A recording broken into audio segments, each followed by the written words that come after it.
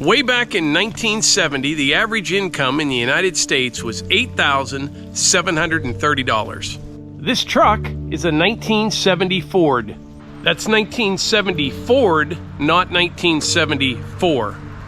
So when this truck was brand new, it sold for about $2,800. So if you take the average annual income from 1970, which was $8,730, and divide it by 52 weeks in a year, you get $167.88 per week. So this truck cost about 16 or 17 weeks of labor to purchase back in 1970. Now fast forward to today, and the average American worker makes $54,132 per year. Now today, a new 3/4 ton pickup truck probably starts at around $65,000 and goes up from there. So comparing today's wages and the cost of a new truck, it would take about 62 weeks of labor to equal the cost of a new truck, which is almost 4 times as many weeks compared to 1970. Also, back in 1970, the average home price, do you recognize this place?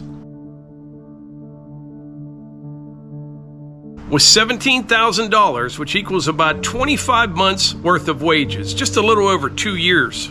Now today, the average new home cost is $348,000, which equals about 77 months of wages, a little over 3 times more than what it was back in 1970. Rent back in 1970 was about $108 a month, which ate up about 15% of your monthly income. Today, rent averages almost $1,700 a month, which equals about 38% of average monthly income. So by now, you're probably asking yourself, why am I telling you all this? Well, we're going to go over all that and a whole bunch more later on this evening from inside the building. Now, before we dive into this, let's review those numbers real quick. In 1970, a new truck cost 16.6 weeks of labor.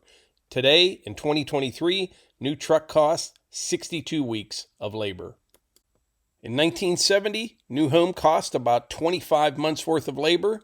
2023, new home cost 77 months worth of labor.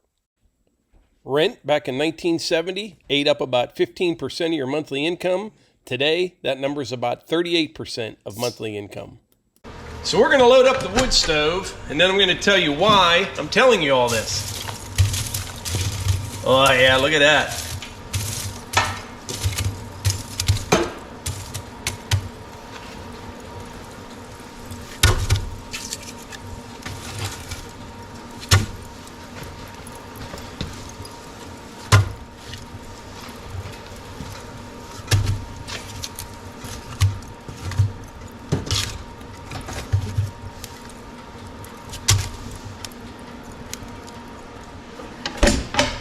So if you've been watching our videos for a while, you know this isn't a typical video from Outdoors with the Morgans, and there's several reasons for that.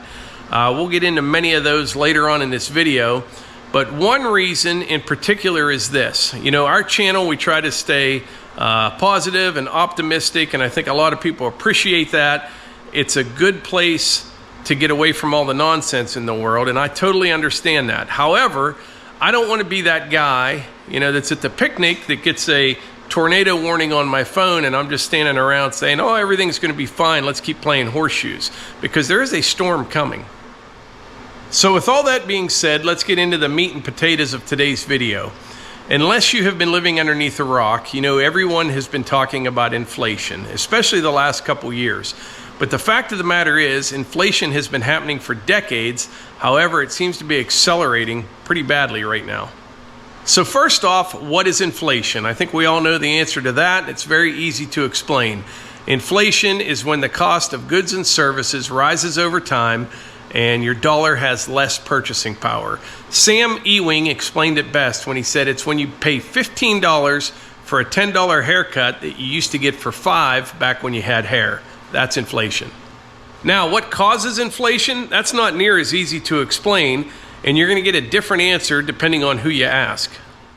All right, here's an article I found online from businessinsider.com. What are causes of inflation? We'll go through. You have demand pull inflation. That's what happens when demand for certain goods and services is greater than the economy's ability to meet those demands. You've got cost push inflation, is increase in prices when the cost of wages and materials go up, blah, blah, blah. Increased money supply is defined as the total amount of money in circulation, which includes cash, coins, and balances in bank accounts, according to the Federal Reserve. If the money supply increases than the rate of production, this could result in inflation. You think? Particularly demand pull inflation, because there will be too many dollars chasing too many products. An increase in money supply is usually created by the Federal Reserve through a process called open market operations. Number 3 here, increased money supply, in my opinion, should be number 1. This website right here, this is always fun to look at, usdebtclock.org. It does give you a pretty good snapshot of the current situation, and it also kind of projects things out into the future, and you can also look back as well. So currently the national debt is almost $31.5 trillion. That works out to about $94,000 per U.S. citizen. Per taxpayer, $246,000 per taxpayer. That is the national debt. Now, if you come down here, savings per family, average savings, if you click on this right here, it'll show you that equals liquid cash and personal savings for all U.S. families divided by the number of U.S. families. That number is $5,083. So the U.S. debt per taxpayer is $246,000. The savings per family, $5,083. Something I found interesting on here, if you go down here in the bottom left-hand corner, U.S. debt held by foreign countries. This peaked, I'm not sure when, maybe last year, but this is one of the few numbers on here that is actually going down. So U.S. debt held by foreign countries is a little over $7 trillion, but as you can see, they are dumping that debt rapidly. Now, once again, national debt, about $31.5 trillion. If you go up here to the upper right corner, debt clock, time machine. Click on that, and you can go to 2027, just 4 years into the future, and at current rates, the U.S. national debt will be almost $44 trillion in just 4 years. The debt per taxpayer, $318,000, and at current rates, savings per family drops down to $195 in savings. Now, if you're to go back in time, let's go to, say, 2012. The national debt in 2012, just about 10 years ago, was $14 trillion. And like you say, now we are at $31 trillion. The debt per taxpayer was $145,000. So it has gone up considerably. Now we're back on 2023. This is an interesting number right here. U.S. total debt.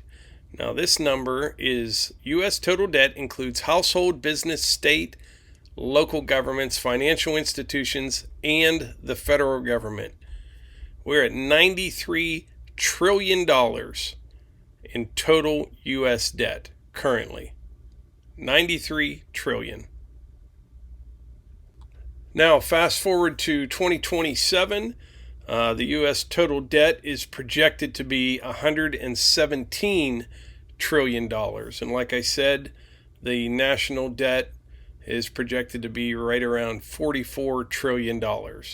Now, a lot of people say it's just a number. It doesn't really matter. But the problem here is we're all paying interest on this debt.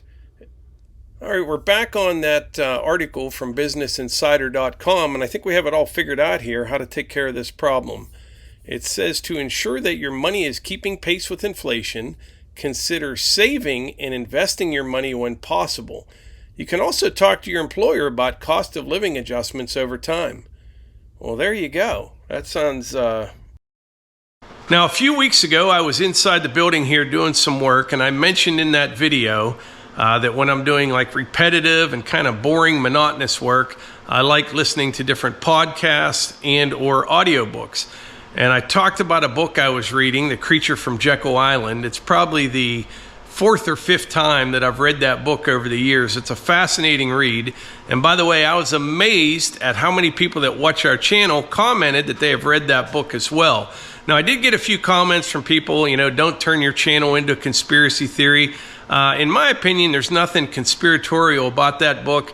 It's basically a timeline of events and things that happened that got us to the point where we are today relating to our monetary system and the Federal Reserve. It's a really good read and I highly recommend it. So at the beginning of this video, I did a comparison looking at what a new 3/4 ton pickup truck cost in 1970 and how many weeks of labor it would take to buy that truck, comparing it to today. That's kind of a long-term comparison, a little over 50 years.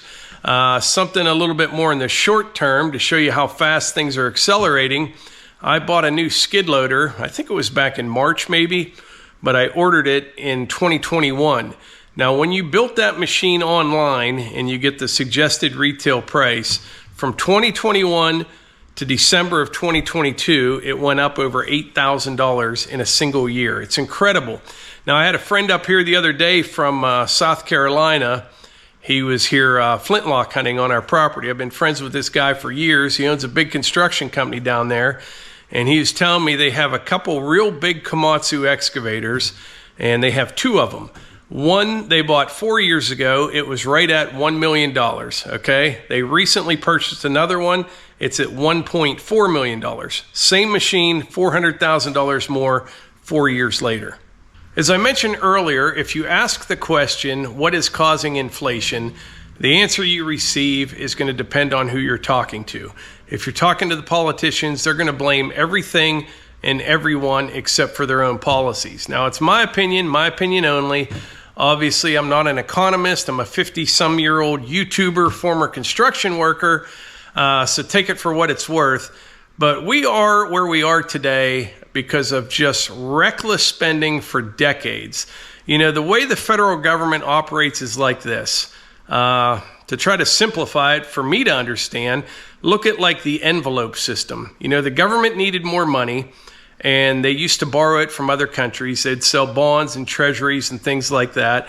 Well, that only goes so far. So what they do basically, they take their little savings envelope with nothing in it and they just put IOUs in it. Here we owe ourselves $1.7 trillion more money. There's no money out there. They just create more, pump more into the system, and it creates more and more inflation. Now, I know there's going to be people out there saying that I'm fear-mongering or whatever. I don't care.